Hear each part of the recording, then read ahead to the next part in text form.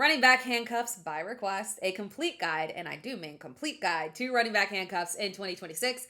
I'm separating this video out into sections. We'll talk through the high-end handcuffs with standalone values, then we're going to go to the pure backups, then we're going to talk about the mediocre upside guys, but technically standalone value, then we will talk about the backups to beware. Who are we targeting?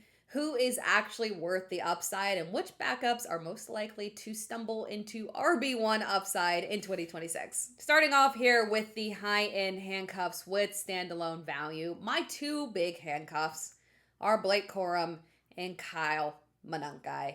I view Corum and Monangai very similarly. These guys are very ranked similarly for me as well, and they're literally back-to-back in Fantasy Pros ECR. These guys have about as high of upside as you can get for handcuffs, and they offer real standalone value. I would give a slight edge to Kyle Monangai because he really did solidify himself without the caveat of being in a prolific offense. No offense to Chicago, they were perfectly fine, right? It's just that what the Rams did last year was stupid. And Chicago does tilt a little bit heavier on the ground game, right? And Chicago does not throw a ton to running backs, but they do throw to running backs more than the Rams. Both of these running backs, very proven in terms of their ability to produce alongside their RB1, and they've proven that they're very valuable goal line assets as well. They are locks, to be clear, 3 down backs if Kyron Williams or DeAndre Swift went down. The only downside to drafting these guys is that in your typical league, you would be passing over players with very real upside at other positions, specifically receiver, right? You're going to pass over Parker Washington, Jacoby Myers, Mekhi Lemon, Quentin Johnston, among others. So you really have to assess if this works for the team that you are trying to build, if it's worth it to invest into them, because the draft capital is not cheap for a handcuff, right? Because they do offer standalone value. Now, if you are looking for a more cost-effective handcuff, go for Jonathon Brooks, because the ADP is still very reasonable for the fact that he can actually become the RB1 of this offense. We know that the ADP is reasonable because of the fact that there is the associated injury risk. We actually trust him to play any portion of the season, let alone a full season, right? But I have affectionately dubbed the Panthers as the most disloyal franchise ever. If someone outperforms you for a few games, kiss your job goodbye. So Jonathon Brooks has priority as a handcuff despite the injury risk because he has about as clean of a path to being the RB1 of an offense that you can get as a backup because it doesn't actually have to come via an injury, right? The Panthers have said that they will find ways to get Jonathon Brooks on the field, so he's going to get opportunities if he can stay healthy. And all he has to do is just outperform Chuba Hubbard. Now let's talk Kenneth Gainwell and Sean Tucker. We do have to do a 2-for-1 here. Again, as I have said time and time again, I don't trust Bucky Irving. I don't. And more than anything, I don't trust that they will use Bucky Irving as a 3-down back. The Bucs have spoken very glowingly of Kenneth Gainwell. 1A, 1B is a phrase that gets overused a lot, but I do really think that that is their intention in this situation. Now, where this becomes interesting, though, right? Because, again, when we're looking at Gainwell, he does offer that standalone value in terms of pass catching upside. So he can provide. He's worth the target because he can provide alongside Bucky. It doesn't require him to go down, right?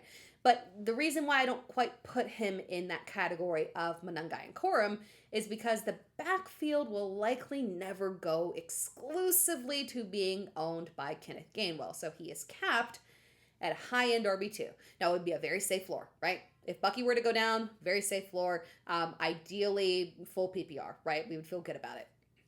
Especially because I do believe that this Tampa Bay offense is going to bounce back, right? But Sean Tucker is probably going to be there, right? Now, Sean Tucker is a deeper add because he is only trustworthy for ground usage, no receiving upside.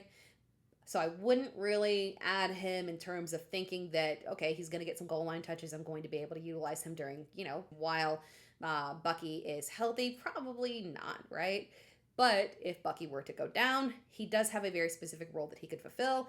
And plus yardage in terms of early down work, yeah, he could be very productive alongside Kenneth Gainwell, especially if this offense bounces back. Now, there is this weird little group of guys who are more ambiguous in terms of what actually qualifies as a handcuff, because while the other guys that I've talked about have clear standalone value, right, they are very clearly handcuffs, right? This next group of players is a little bit more interesting.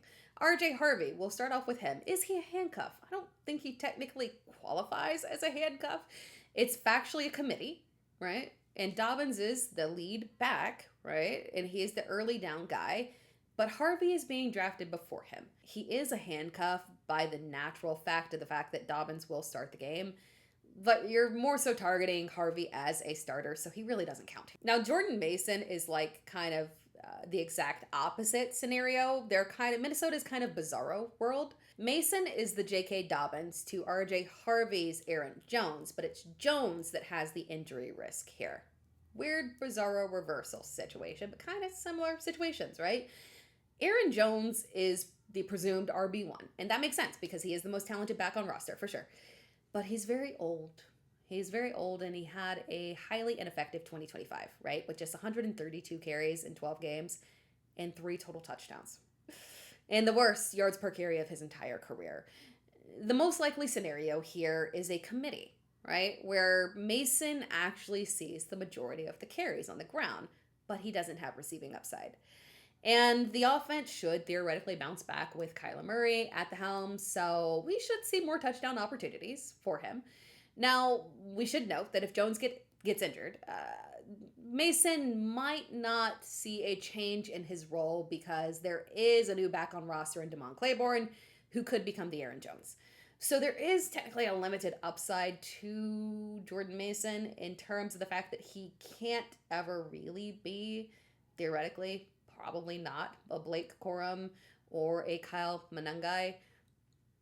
But he is technically, theoretically, a handcuff, yes. And theoretically in a good situation because the injury risk to Aaron Jones. A few other guys will rapid fire through. Ramondre Stevenson is a handcuff-ish. Again, another guy who technically could start the games, but is being drafted behind Travion Henderson.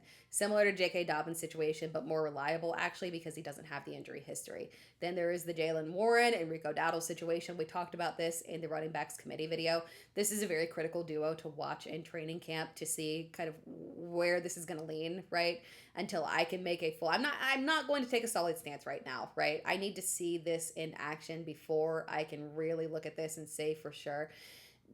But I do think that Warren ends up being the technical handcuff here to Rico Dowdle on early downs with Warren as the change of pace back, or it could just be a pure 50-50 split. Just know for sure that Caleb Johnson is SOL.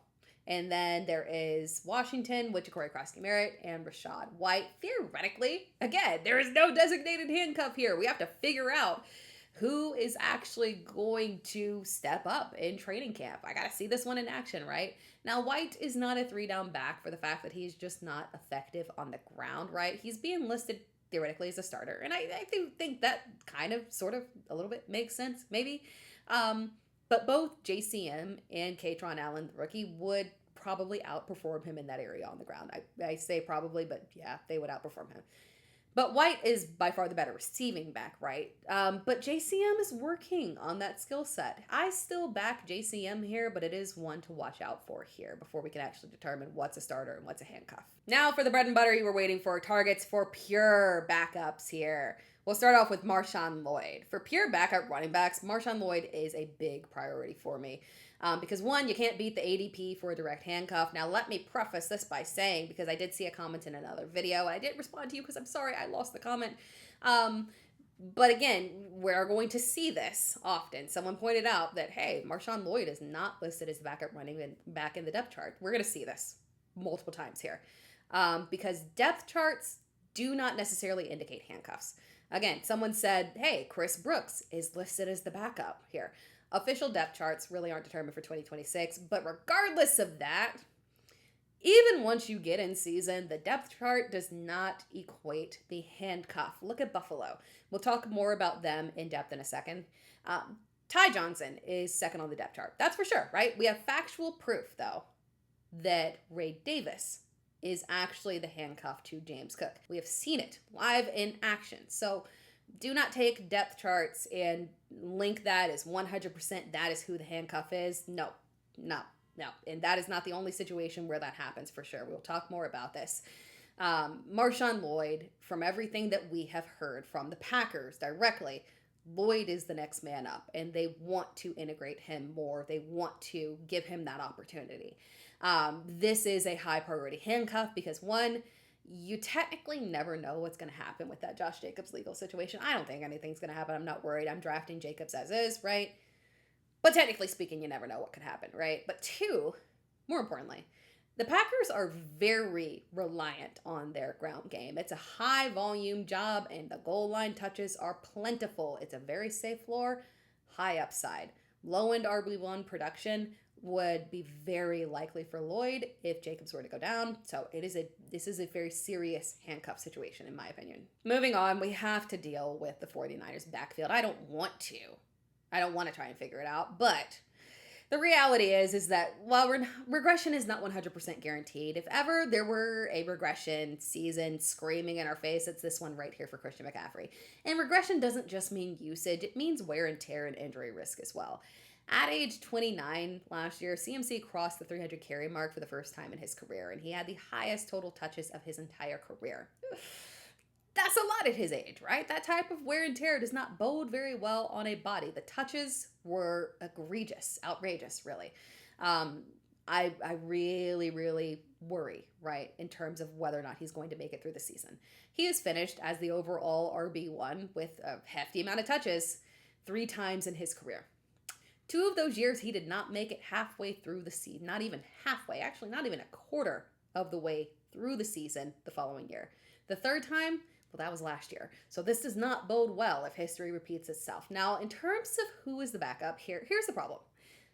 I don't trust the 49ers to actually really tell us who is the actual backup here. The streets are saying that it's Jordan James. We have no proof of that. Kalen Black just got stupid draft capital, dumber than it should have been. No offense to him, lovely back in college. But that's not where most people had him going, right?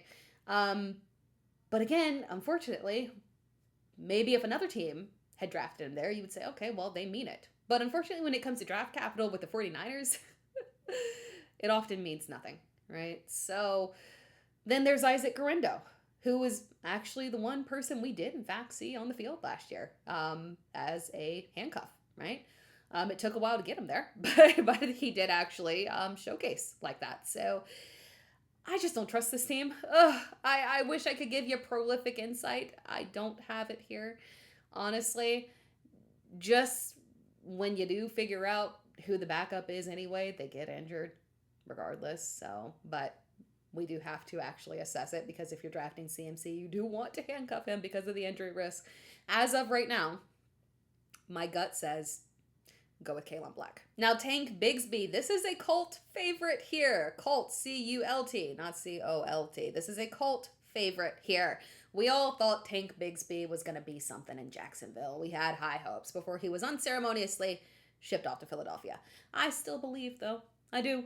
And more so than anything, I do genuinely feel this is a clear, direct handcuff in an offense where we know they want to lean on the ground game and has enjoyed using 3 down backs. Now, since being in Philly, Barkley has been a pillar of help in terms of staying on the field, right? He's actually coming off a much reduced workload compared to 2024. So again, I love Barkley for a bounce back season, right? But, and again, this is a pure handcuff situation, no standalone value, but would be very high upside if he were to see the field due to Saquon getting an injury. I talked about this one earlier a little bit here. Ray Davis. I do get this question every year. It's a common question, not an unusual one. Everyone always says, who is actually the backup to James Cook, right? It is definitely Ray Davis. That is the one you want to roster. The depth chart won't show it that way. But oddly enough, which is weird because, he actually does have receiving upside. It just doesn't really come into play because they just really do like Ty Johnson as a change of pace back. But Davis is a very sneaky handcuff this year because 2025 was James Cook's highest touches of his entire career. Now, it was not anywhere near CMC level, but it is important to note that it was a massive jump for him. Literally 100 more carries than he saw in 2024. And by no means is he a big back. So, technically speaking, he does face increased injury risk this season, right? But he's been very reliable, very reliable. He has quite literally never played less than 16 games through 4 years. So don't panic, right? More than likely, he'll be fine. But I'm just kind of putting it out there just to note, right, that Ray Davis at the end of drafts could be a very sneaky handcuff that is worthy of rostering. Now, Brian Robinson Jr., very straightforward. He is the handcuff to Bijan Robinson. Yes, we have two B. Robinsons in the same offense. Ugh, I hate it. Now, we do have to note that we have changed offensive scheme here. So all those Tyler Allgeier goal line touches most likely will not translate to Brian Robinson. That offensive coordinator is gone. Kamani Vidal. Now, I've talked about liking Keaton Mitchell as having standalone value as a change of pace back, right? Because it doesn't take a lot of touches for him to have a, massive breakaway run, right? Very interesting in deeper leagues. But by no means would I ever consider him the handcuff to Hampton, right? That still belongs to Kamani Vidal. Vidal is a proven 3-down back when Hampton goes down. He can give you 20 carries for 100 yards and a touchdown, right? I really, really like him, especially in this changed offense for sure. This is a nice one here. Isaiah Pacheco. So we did see the phase out of David Montgomery last year, right? The Lions have been very steadfast that they want Jahmyr Gibbs to be a 3-down back. I would not expect a committee here.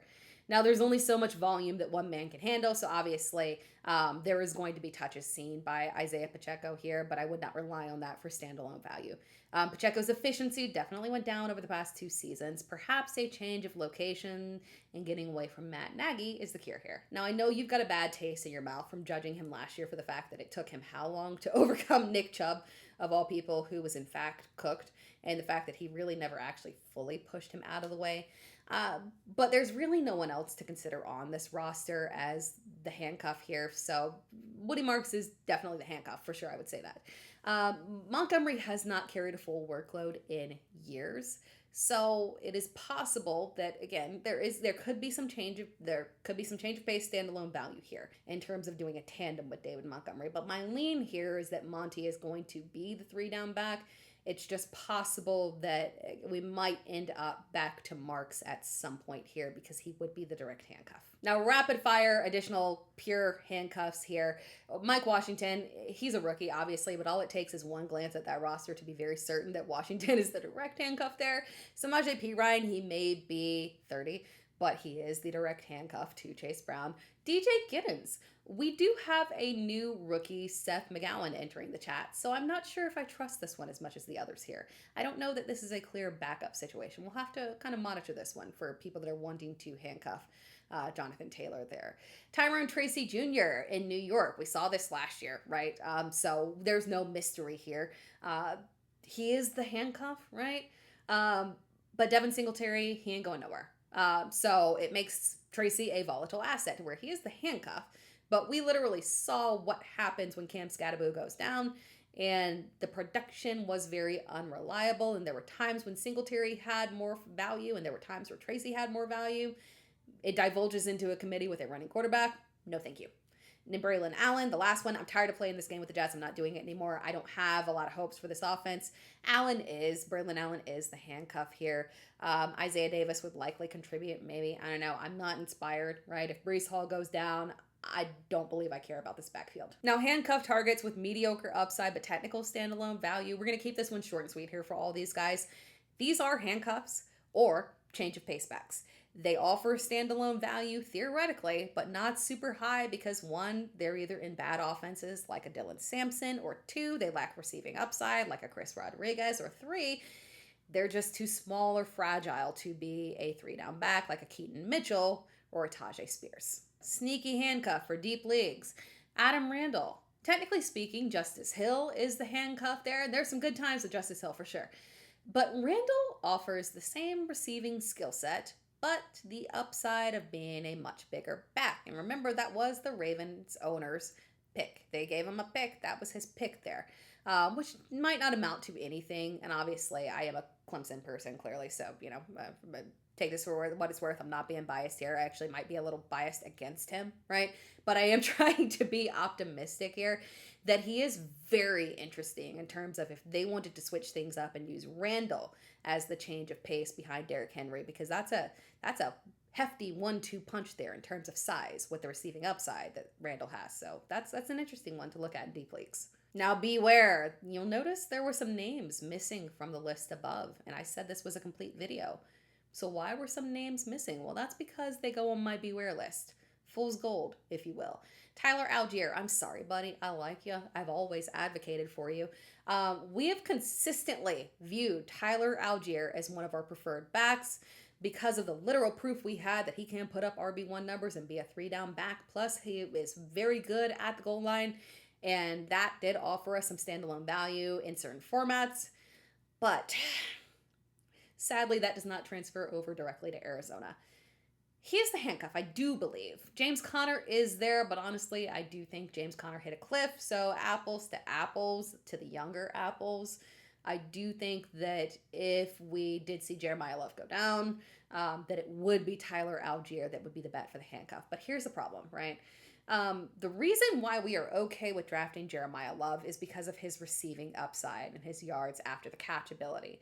We are hoping that the goal line opportunities are there, but we acknowledge that there will be inconsistencies on the ground because Arizona will be playing from behind a lot, right? But the receiving upside is there. Jeremiah Love is a prolific pass catcher, okay? We're dealing with it and we're okay, right?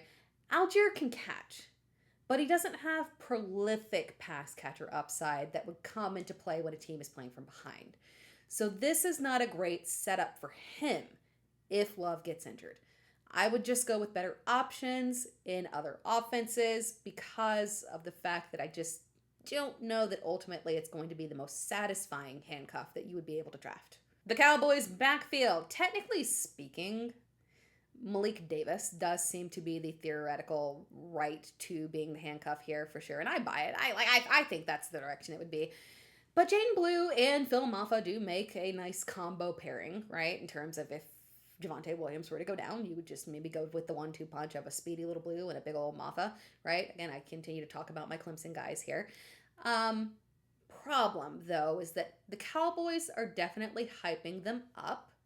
Now, Davis did actually showcase well as the lead back last season. I do think he's the backup, right? I visually saw a game where it made sense. But ultimately, I wouldn't trust this to not end up being a committee that might flip back and forth. It's me not trusting what Dallas would actually do. I don't think this is as direct of a handcuff situation as a lot of those other guys are. The Kansas City backfield, similar situation. Emmett Johnson is being dubbed as the handcuff here. Beware of that one here, especially if you loved him as a prospect and you're thinking like, oh, he's a handcuff. There could be some standalone value here as well, maybe because of what we saw in Seattle with Kenneth Walker not, getting full touches there. Maybe we could see Emmett Johnson at the goal line.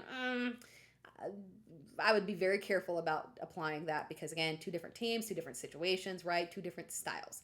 This could, and by the way, this is also not the same coaching from an offensive coordinator perspective. That was Matt Nagy last year that had the nasty run game in Kansas City. We are back to Eric Bieniemy before, right? Which is better overall for a running back situation for Kenneth Walker. So I don't think there's going to be standalone value here. If you're thinking there's going to be sneaky someone being the Charbonnet to Kenneth Walker, I would not buy into that happening here. In terms of a direct backup, we don't know exactly who it would be, and this could very easily divulge into an ineffective committee. If Walker were to go down, I would just rather invest elsewhere. Now, Miami, I love Devon Achane. We have said that time and time again. I've made that very clear. I go to bat for him. Any chance I get this offseason, that's my boy. That's my boy. I'm sticking beside him, right? Because of his pass catching upside. But I don't love the backup running backs in the context of Miami being a bad offense. Let me explain myself here. Why do I like Achane but not the backup running backs? Well, ultimately, we do not have a lean between Jalen Wright and Ollie Gordon. We don't, right? Now, Gordon can catch, but he wouldn't have massive upside in a bad offense, right? Because he doesn't have the catch and yards after the catch and prolific receiving upside and usage. We talked about this before. Achane's usage isn't going to be in checkdowns. It's going to be in the slot, right? They are not putting Ollie Gordon in the slot, right? So he's not going to have that same receiving upside, right? Because his style leans heavier on the ground. In a bad offense, that's just a bad combination if they're going to be playing from behind. So he would not have that same upside. Now, Jalen Wright does profile more as a direct replacement for Achane. So if I had to prefer a back to succeed if Achane were to go down, it would definitely be Jalen Wright for sure. But because I don't have confidence that this backfield would exclusively go to him, I struggle to trust it. Now, the New Orleans backfield, in terms of a handcuff, just don't. Now, Seattle, I am getting sketched out that Zach Charbonnet could actually be ready. Perhaps I might have been wrong about my assessment of this situation. Perhaps he will be ready. I thought that it was going to be slow roll, let him heal up perfectly, but it sounds like they could be ready to roll him out in week 1. I don't know. I'm getting skeptical, right? This is one that we're going to have to pay critical attention to in training camp. I will say this. Sharps maybe being ready makes Emmanuel Wilson and George Helani rather pointless, right? But Helani has been taking first team reps in OTAs, in minicamp. Beware thinking that that matters. There are 4 backs in this backfield. One has to go down to practice squad. Getting first team reps as a backup running back is not always a sign that you are destined for greatness or destined for anything. It's often a sign that they're trying to figure out if they are going to keep you, right? So just be aware, right, that we don't need to overly read into that situation. And again, this whole Charbonnet thing might make this kind of irrelevant in the first place. And then again, we do have a change in offensive coordinator, so this might not 100% be the same Kenneth Walker, Zach Charbonnet show that translates over to the Jadarian Price, Zach Charbonnet show, right?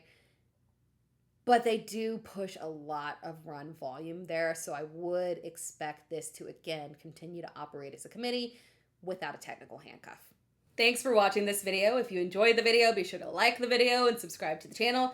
You can find me across all social media platforms at It's Tara Time. I am also live every Wednesday on YouTube at 8 p.m. EST, so make sure that you stop by and chat. It is always a good time. You can ask me any questions that you want. You can also subscribe to my Substack if you want to support me another way. And if you are looking for new fantasy football tools in 2026, look at Player Profiler. You can use my promo code TARA for 25% off at Player Profiler.